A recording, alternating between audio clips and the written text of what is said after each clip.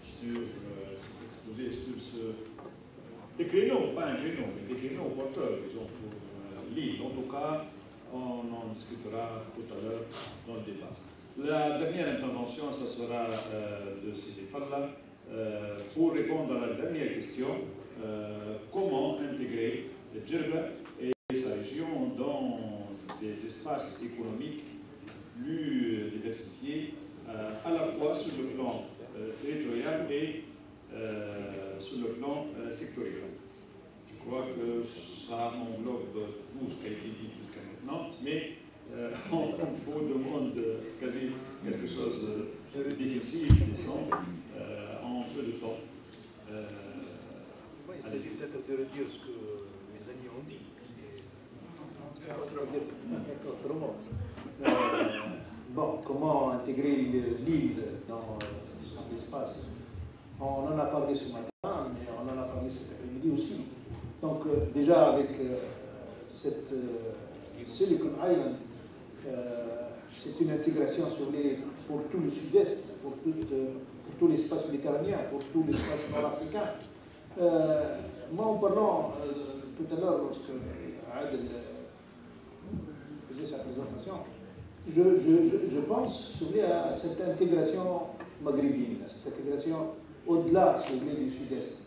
Je crois que on pense à la Méditerranée et on pense aussi il faut penser aussi au Grand Maghreb. Je crois que c'est une opportunité aussi d'intégration.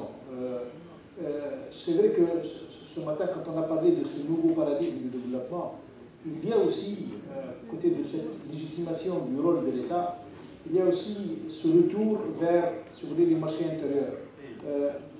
On a, si vous voulez, avec cette rupture ou cette faillite relative de la mondialisation, nous sommes en train de revenir, si vous voulez, vers les marchés intérieurs, la légitimation des marchés intérieurs. Il faut créer ces marchés, parce qu'à un certain moment, si vous voulez, on nous a fait croire que le monde est un village, et donc, tout comme pour l'information, si vous voulez, le commerce international va résoudre tous les problèmes, et donc on peut commercialiser n'importe où, il faut ouvrir les frontières, et il se trouve que maintenant, on n'en a pas parlé assez profondément ce matin, il y a maintenant, si vous voulez, au niveau de cette rupture dont j'ai parlé ce matin, il y a un retour à un certain protectionnisme. Donc il y a un retour à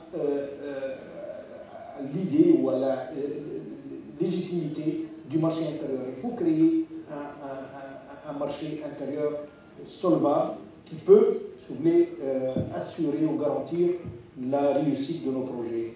Donc comment s'intégrer? Je crois que la tertiarisation, si vous voulez, des activités économiques ou le secteur du service en général est un secteur propice pour le développement de l'île. Donc je pense aux nouvelles technologies de l'information, je pense, si vous voulez, aux services d'enseignement de formation. Ça peut être comme un grand centre, si vous voulez, de formation spécialisée, intégré dans un pôle ou technopole. Ça peut être aussi un centre, si vous voulez, un grand centre financier, pourquoi pas. Ça peut être un grand centre, si vous voulez, médical. Donc, si vous voulez, il y a beaucoup d'activités de service respectueuses de l'environnement, donc qui répondent, si vous voulez, à cette contrainte, si vous voulez, de protection, et qui peuvent faire, si vous voulez, le développement de l'île. Bien sûr, Adel a parlé de faux développement, comme si vous voulez, le tourisme aboutit à un faux développement. Je crois que même s'il y a une évaluation assez négative de ce secteur, je crois que peut-être l'évaluation assez objective peut se faire entre l'économie de Djerba et l'économie de l'archipel de Krachna pour, si vous voulez, évaluer avec cette technique, si vous voulez, d'évaluation avant projet, voilà, sans projet et avec projet, voir, si vous voulez, qu'en est-il, si vous voulez, de l'évolution des îles de Terkhna et de l'île de Djerba. Je crois que le poids quand même, ou l'impact du tourisme sur l'île de Djerba n'est pas totalement négatif. Il y a quand même une très grande différence entre, si vous voulez, le niveau de vie ou le pouvoir d'achat ou le degré ou le niveau de développement des îles de Terkhna et de l'île de Djerba. L'une sans tourisme et l'autre avec tourisme. Je crois que quand même il faut rendre à César ce qu'il y a à César.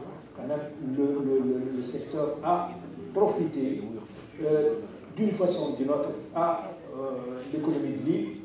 Bien sûr, il y a un coût. Il y a un coût. Il s'agit maintenant, si vous voulez, de peut-être corriger, convertir ou ces chefs de comme croient plus à la conversion du secteur. Donc voilà. Merci beaucoup. Alors, il nous reste environ 15 minutes pour 3, 4, 5 questions au plus. Je vous demande de centrer sur le thème qu'on est en train de débattre pendant cette séance. Je le rappelle, la question qui se pose concerne les activités ou les secteurs à développer pour diversifier l'activité et la dynamique économique de Djerba, et aussi à quel espace, à quel niveau d'espace, local, régional, international. Ce sont les deux questions qui vont de pair pour enrichir justement l'activité économique de l'île. Alors, qui... تفضل متابعة تفضل اخطب اي تفضل ولا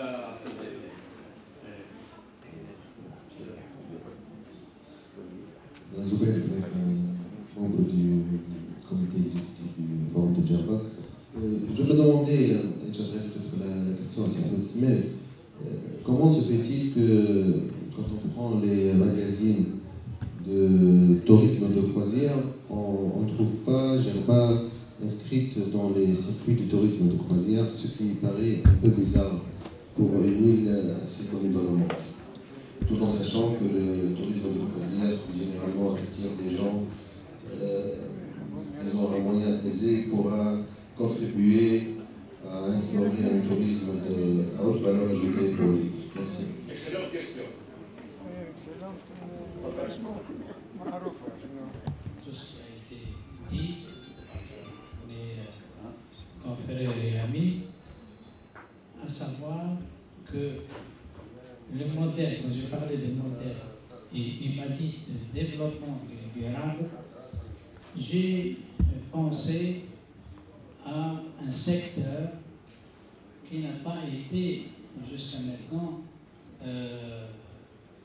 peut-être étudié, c'est le commerce. Le Djerbien est commerçant de naissance. L'île de Djerba a, comment dirais-je, s'est épanouie grâce au commerce. Avant, il y avait des rotations de bateaux qui reliaient les principaux ports à celui d'Ajim et à celui de Hamd Souk. Les dernières Mahon qui faisaient le cabotage entre Sfax et Hamd Souk s'étaient arrêtés aux environs de 1974. Donc, le secteur commercial est très important et il va falloir utiliser cette plateforme du commerce. N'oubliez pas que l'île de Djerba, c'était une plateforme pour les caravanes qui traversaient le Sahara, donc qui faisaient, mes ancêtres étaient commerçants, étaient caravaniers, ils allaient jusqu'aux confins du Sahel, et entre dans la Méditerranée, elle était une plateforme stratégique à tel point qu'elle a été convoitée par de nombreuses puissances occidentales. N'oubliez pas donc que le développement durable de l'île de Djerba dans le futur ne peut passer que par l'instauration d'un véritable commerce intégré. Et il y a tout autour des industries. Et si je consulte la liste des sponsors des groupes Megmirat, Bayahi, etc., ils ont leur fortune est due au commerce. Ils ont fait fortune à partir du commerce avant de devenir industriels. Merci. Là, excellente question, mais pour l'assistance, est-ce que vous pouvez préciser qu'est-ce que vous entendez par commerce intégré? Parce que c'est un peu abstrait. Qu'est-ce que vous entendez? Alors, moi j'ai pensé que Djerba bénéficie d'un aéroport et qui peut bénéficier d'un port de commerce marchand. On peut établir une zone libre, on peut réaliser des foires, des salons très porteurs, car notre position, aussi bien